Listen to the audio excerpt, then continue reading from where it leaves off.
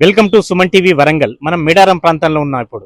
ఎందుకంటే మేడారంలో ఏదైతే జాతర ఉందో దాదాపు ఒక మహాజన జాతర, అది ఒక 4 రోజుల పాటు అత్యంత వైభవంగా కుంభమేళా తరహాలు జరిగే జాతర. దీనికి సంబంధించి రాష్ట్ర ప్రభుత్వం ఎలాంటి సెలవు ప్రకటన ఇప్పటికీ ఇవ్వలేదు. గత జాతర జరిగినప్పుడు ఉమ్మడి వరంగల్ జిల్లాకు సంబంధించి ఒక రోజు సెలవు ఇచ్చారు.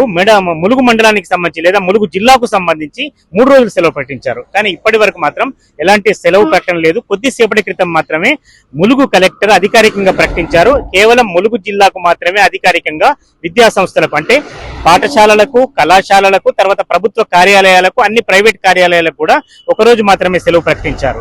కానీ ఏదైతే ఉమ్మడి వరంగల్ జిల్లాకు సంబంధించింది, నిజానికి మేడారం మహాజాతర దాదాపు ఒక తెలంగాణకు సంబంధించిందే కాదు, 2 తెలుగు రాష్ట్రాలు కావచ్చు లేదా భారతదేశంలోని వివిధ ప్రాంతాల నుంచి, ప్రధానంగా మహారాష్ట్ర, ఛత్తీస్గఢ్ తదితర ప్రాంతాల నుంచి కూడా, మహారాష్ట్ర నుంచి కూడా వేలాది మంది భక్తులు వస్తుంటారు, ప్రజలు వస్తుంటారు. ఇటువంటి పరిస్థితులలో రాష్ట్ర ప్రభుత్వం అధికారికంగా మేడారం స్టేట్ ఫెస్టివల్ గా ప్రకటించినప్పుడు ఏం చేయాలి?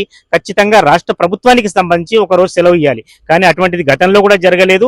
ఇప్పుడు కూడా అంటే పోయిన జాతర కనీసం ఉమ్మడి వరంగల్ జిల్లాకు సంబంధించి 3 రోజులు, ములుగు సంబంధించి 3 రోజులు, ఉమ్మడి వరంగల్ జిల్లాకు సంబంధించి ఒకరోజు సెలవు ప్రకటిస్తే ఇప్పుడు రాష్ట్ర స్థాయిలో పూర్తి స్థాయిలో ఒకరోజు సెలవు ఇస్తారని ప్రజలు భావించారు. కానీ చివరికి ఇవన్నీ కూడా ఉష్కాకి అయిపోయి కేవలం ములుగు జిల్లాకు ఒకరోజు 30వ తారీఖు శుక్రవారం రోజు, అంటే సమ్మక్క సారలమ్మ ఇద్దరు కూడా గద్దె మీదకి వచ్చే రోజు, మొక్కులు సమర్పించుకునే రోజు మాత్రమే 30వ తేదీ శుక్రవారం మాత్రమే సెలవు దినంగా ప్రకటించారు. మిగతా ఉమ్మడి వరంగల్ జిల్లాకు సంబంధించి ఇంతవరకు ఎలాంటి సెలవు ప్రకటన లేదు. దీంతో చాలా మంది మొక్కులు చెల్లించుకునే రోజున అమ్మవార్ల దర్శనం చేసుకోవడానికి వచ్చే వాళ్ళంతా కూడా ఇప్పటికీ చాలా నిరాశలో ఉన్నారు.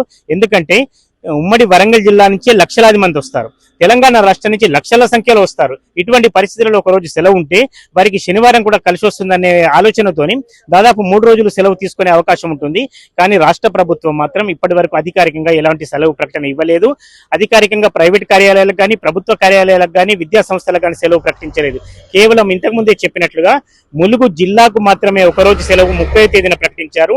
ఉమ్మడి వరంగల్ జిల్లాకు ఎలాంటి సెలవు ప్రకటించలేదు. తెలంగాణ వ్యాప్తంగా కూడా ఎలాంటి సెలవు ప్రకటించలేదు. కానీ ప్రతి వాళ్ళు కోరుకునేది ఏమిటంటే ఇది ఒక రాష్ట్ర ప్రభుత్వం ఫెస్టివల్ కాబట్టి ప్రభుత్వం ఒక ప్రజాభిప్రాయం మేరకు పెద్ద ఎత్తున సెలవు ఇవ్వకున్నా కూడా కార్యక్రమాలు చేస్తుంది కాబట్టి సెలవు కూడా ఇస్తే దానికి కూడా సపోర్ట్ గా ఉంటుందని చాలా మంది భావిస్తున్నారు.